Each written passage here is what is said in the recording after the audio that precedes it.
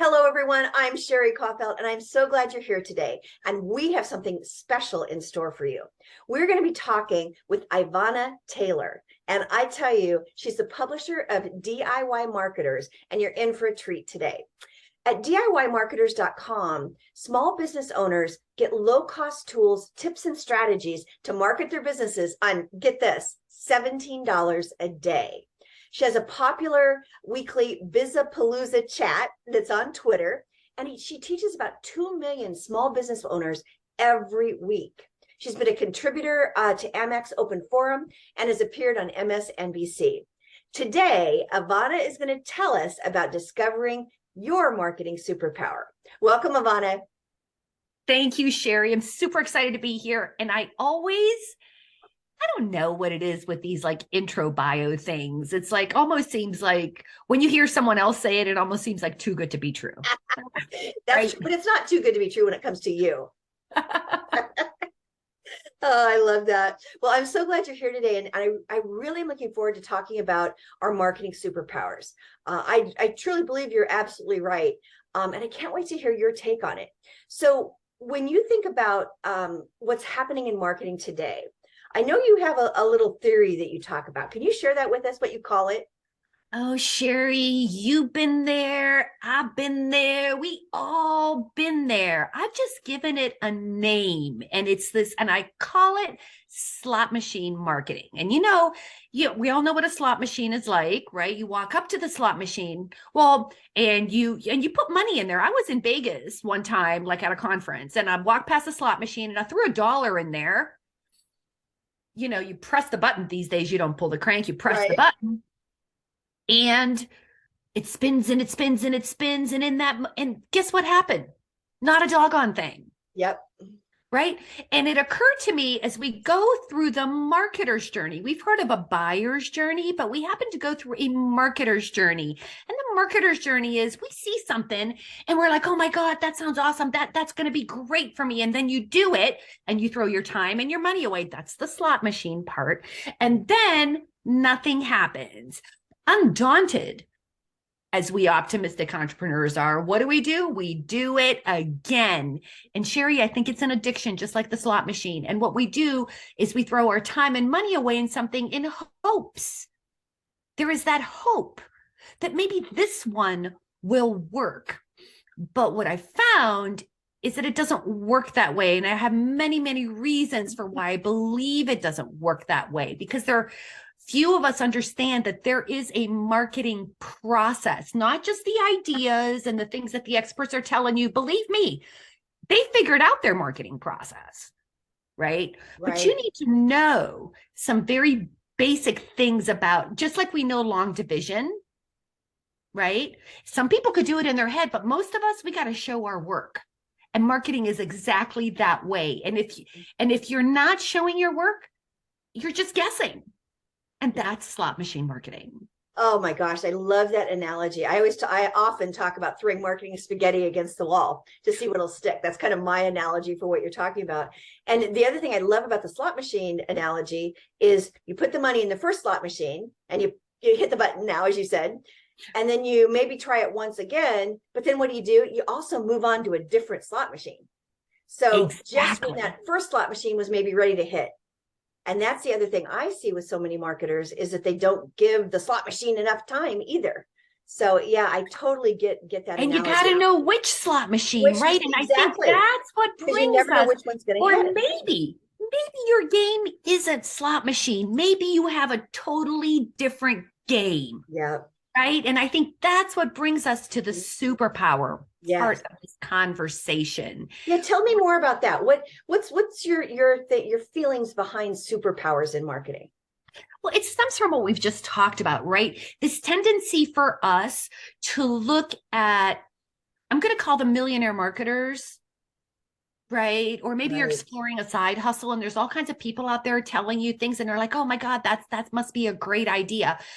And those people are working inside their strength. Right. Just because that idea worked for them doesn't mean it's going to work for you. We all need to live inside our strength. In today's marketing world where everything is social media and you were just constantly expected to create some type of content, it's really hard to be somebody else. Yes. It really is. So let's say, for example, granted, you and I are on video now. I'm not like, video is not my favorite Me either. content type, right? But we do it. Yeah. It's just not my favorite content type. And let's say I see someone says, do videos, do whatever. If I don't like doing video, if I'm not dressed for video or I don't feel comfortable, I'm not going to do it every day. And marketing is all about doing it every single day in an authentic way. That's why your superpower is really your signature strength. I used to own signature strength and I had it trademarked and then I let it go. Mm-hmm. Anyway, your superpower is your signature strength. And I like to say, and there are, I call them marketing strategies. Everyone calls things a marketing strategy. You and I had this conversation. Sure. We so agree, right? There's a difference between a strategy and an idea. Mm-hmm. Okay. So let me explain it this way. And it's all a strength, right? So I'm going to simplify things and say there are 3 marketing strategies, and those 3 marketing strategies are tied to your superpower. Mm-hmm. Every strategy I have actually sort of made them fit that way because it's just easier to think of it that way. So, okay. So what are those 3 top marketing strategies for you? The 3 marketing strategies are content marketing. Content marketing, we know, is inbound marketing. Mm-hmm. Here's something that will help you also understand everything is content. What we're doing now is content, but what we're doing now falls into content marketing because we are helping people choose things. We are recommending things, right? Mm-hmm. It's an inbound piece of content. So content marketing is ideal for people who are recommenders, who help people choose and decide. A lot of consultants are content marketers. Mm-hmm. A lot of bloggers are content marketers. A lot of affiliate marketers are content marketers because you're comparing things and you're sharing things, right? So that's content marketing. And content can be email, webinar, video. It's just that the motivation behind the content is to educate and help people choose. Mm-hmm. Mm-hmm. So content marketing. Number 2, direct marketing. Most millionaire marketers are direct marketers. Most coaches are direct marketers because why? They have a specific audience who has a specific problem, mm-hmm. and they have the specific solution. Mm-hmm. So think of direct marketing like an infomercial. That's mm-hmm. content, that's educational. But what's the motivation behind that? The motivation behind that is solve your problem with this thing. Right. So if you're the kind of person, so a lot of, let's say, software is marketed through direct marketing. A lot of coaching is marketed through direct marketing. Because I think of people like a Ryan Dice, mm-hmm. or people like a Russell Brunson. Russell Brunson's a great example, right? Yes. Right? The problem is you need a funnel. Here's the solution. The solution is click funnels. Right. You know what I mean? So it's just like, so if you, health and wellness people, if you are, you've got a specific, like if you're a yoga person or if you're a weight loss person, if you're a fitness person, right? You have your own specific way of doing things and you might address people with specific problems, women on menopause. Yeah. Right. Sure. So that's direct marketing. Now, the third one, this one often gets ignored by everyone, kind of, sort of. The third one is advertising. Advertising is a strategy, mm-hmm. right? Now, who should be doing advertising? Now, I'm going to get to that in a minute, but advertising is most likely if you're a person like, let's say you're making your money by like I'm thinking of like a nail salon, a restaurant, a plumber, appliance repair, lawyers, financial people. These are people who really just need a steady stream of clients and customers, but they make their money by actually implementing. A chiropractor, they make money by putting their hands on you, basically. Right. So if you, that means that you don't have time to sit in front of a computer all day.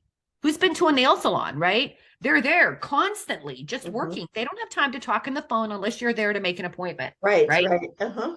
So, and I know a lot of like tech companies that can benefit from advertising because they want to do is, guess what? Onboard clients. Their job is to help, again, I Mhm. like to see that as you want to have your hands on the client. You make Mhm. your money Right. and you contribute the most by engaging with that customer one-to-one. Okay.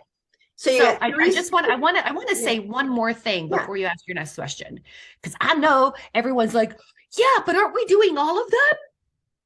Tell me, were you going to ask that? Aren't we No, doing all of them? Right? Of go ahead. course, you're going to be just like saying some people are introverts and some people are extroverts. You're not that all the time, Right. right? You're doing a little bit of all of it, but there will always be one, like the Highlander. Yeah. There will be that one thing that you gravitate towards. So Mhm. that's what I want to encourage, Yeah, right? You absolutely. pick the one you gravitate towards. Very cool. So we've got our three marketing strategies. Now, in terms of getting to our superpower, how do we identify that marketing superpower? Okay. So I've actually kind of talked about it already, right? Okay. So if you're the kind of person who is educating all the time, like Okay. So my it's entire picking one of those three strategies. correct, right? So Okay, I got like it. if I'm an educator and I'm a recommender, Okay. and I don't have any one thing that I'm selling. I have different things that I sell, but Okay. everything, my motivation is to help you choose, Hmm. to help you Which one of those choose are things. the primary? Correct. And that's going to Okay. be content marketing. Does that mean I don't do advertising? No. Sure. Sure. I've done my share of Facebook ads. Okay. Does Okay. that mean that I don't sell specific things sometimes? I most certainly do, but that is not my primary. I spend Okay. all my time on that. Beautiful. So then I guess I need to ask the question. So then once we know which one of those three marketing strategies is our superpower, then what are the keys to choosing the best tactics and tools that we use to grow our business? I love this so much because once you've seen this, you can't unsee it, Oh, I love that right? expression. You can't unsee this.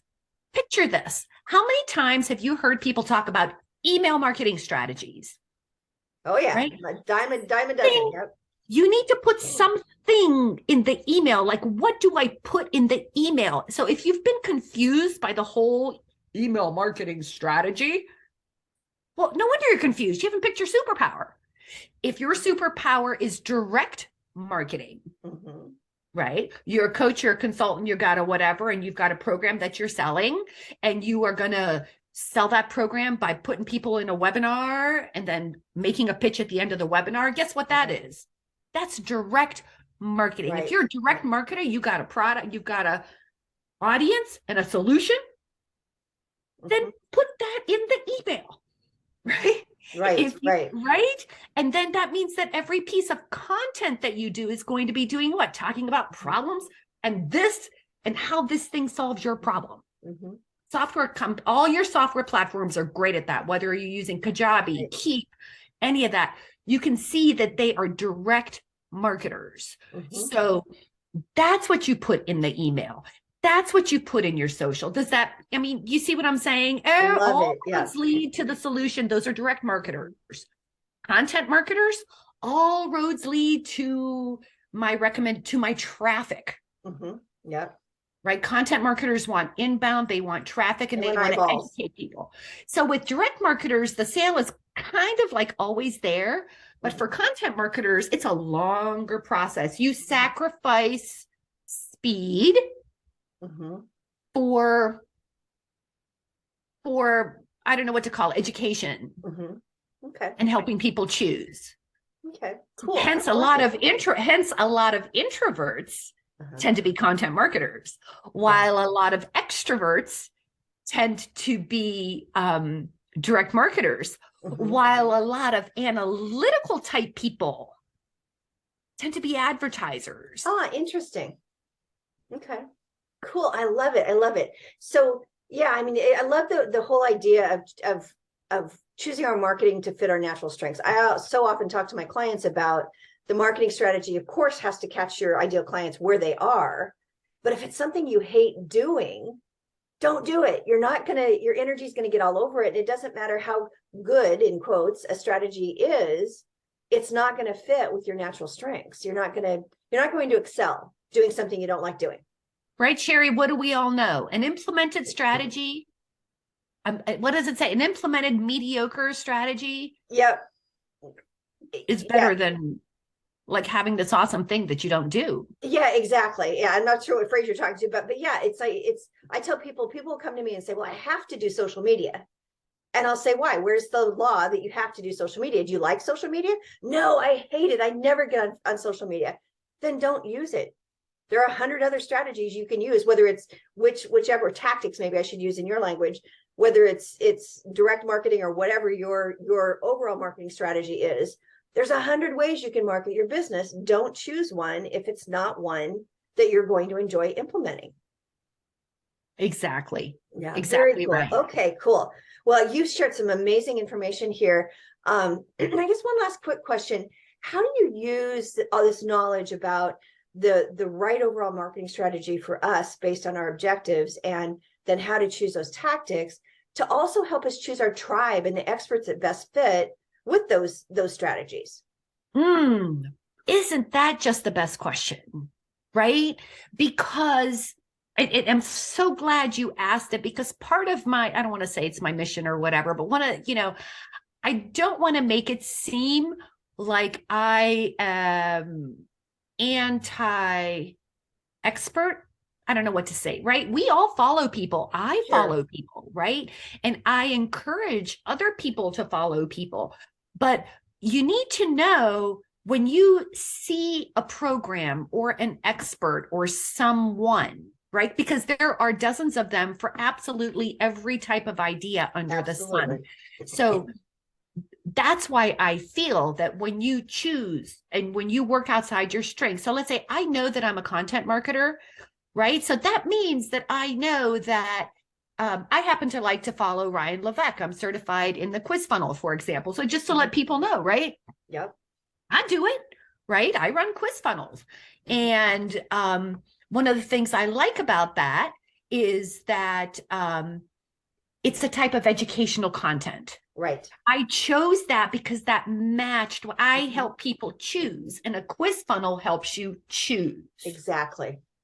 Does that make sense? It makes tons of sense. That's how I chose. Whereas I have lots of friends who follow someone like a Russell Brunson, right? And that's a direct marketer type of thing. That doesn't mean that content marketers won't use it. It just means that if you have an audience, a problem, and a solution, that type of funnel might be a better fit for you. Does that answer your question? It does. And I would add, choose a lane. Yes. What really hurts, I think, particularly newer entrepreneurs, is there's so much information out there. And that's like, we are such victims of shiny object syndrome, particularly newer in our business, because everything sounds good, right? It's all the stories of, like you called them, the millionaire marketers that have made all this money doing this one thing, that we think we need to be doing that one thing.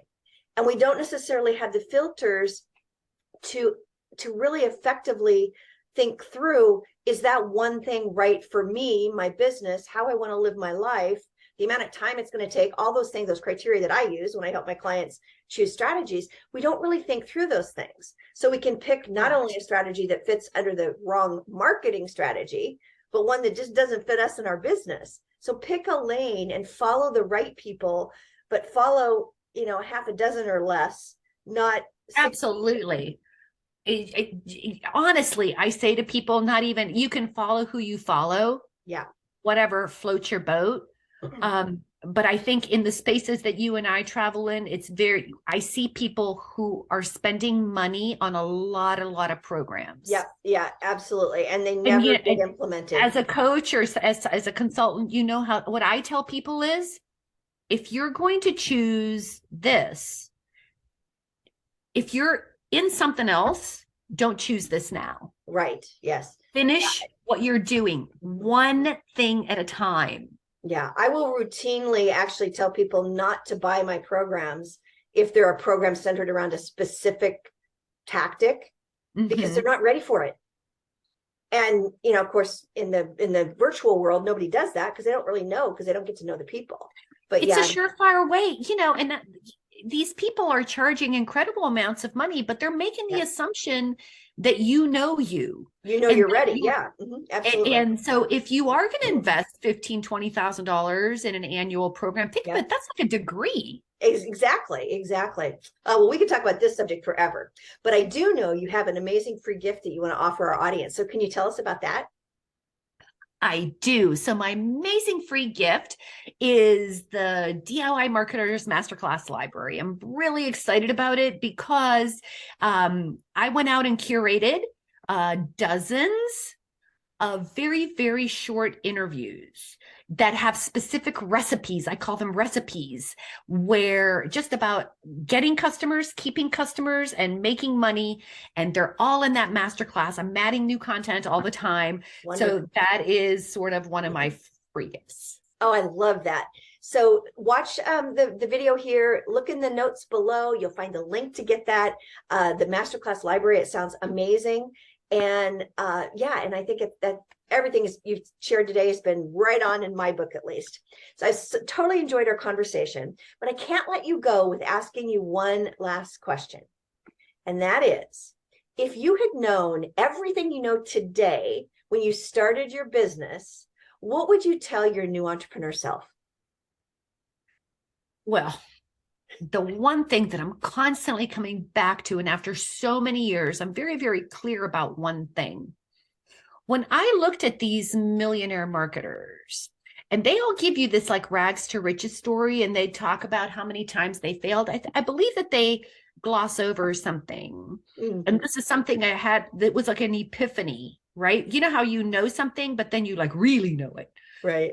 So as I was doing research through, for some of this content, I realized that most of these millionaire marketers don't talk about the fact that they tried many, many, many, many different things, which is why I say we've all done all the things, and that's totally human and normal, and it's fine. But here's something that I didn't do. What I thought was going to happen, since I'm like Miss Marketing person, what I did was like pick something, give it a shot, and give up too soon. Yeah. If I knew then what I know now, I would try more things, but I would pay attention to I would do it more intentionally. Like I would say, okay, this month I'm going to try 3 things. And I'm going to do those 3 things. And then out of those 3 things, I'm going to pick the one that sucked the least. I love it. And this is a critical thing, right? Because we think if we didn't get those results, that it all sucked. And that's not true. One of them will suck the least. Yep. And then out of those that sucked the least, right? Is it something I love? Do I enjoy doing it? And did I get decent? Not even decent. Was it like anything? What did I get that sort of worked? And then I would optimize, and then I would kind of keep that one. And maybe that moves on into the next month and say, okay, this month I'm going to try 3 things. Or 2 other things. I'm going to keep this one. I'm going to try 2 more.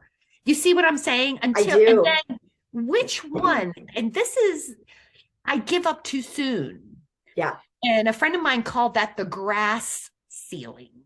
You plant a seed and you water, kind of like the slot machine. You water, you give it love, you give attention, but you give up too soon. Just when the little thing was about to break through. It's the gold miner that quits just before they hits the gold. Yep. Exactly. And I think that's something that's really been top of mind for me for the last couple of years. Even looking back on the decades of work that I'd done in marketing, I always thought, wow, I think I gave up too soon. I didn't optimize, because that's what I see those people doing. Right. Exactly. They get really good at that one thing. And that's why they teach that one thing. They try bunches of things. And no matter how good they are at whatever they do, and they try something new, like let's say they've been doing email and now they decide they're going to do a video sales letter. Yeah. Having worked with some of those folks, I can tell you those first video sales letters were terrible. Exactly. Yeah. And the results were terrible. But they were like, oh, but this one was better than this one. Okay. So that I don't, that's a long-winded answer, Yeah. but No, I I think would, it's I love the insight. And that's exactly why I asked this question, because there's so much insight in experience. So thank you for that. And thank you for being here. It's been amazing to get to know you a little bit better and learn a lot about finding our marketing superpower and go implement it. thank you, Sherri. I really appreciate it. You're welcome. Have a great day.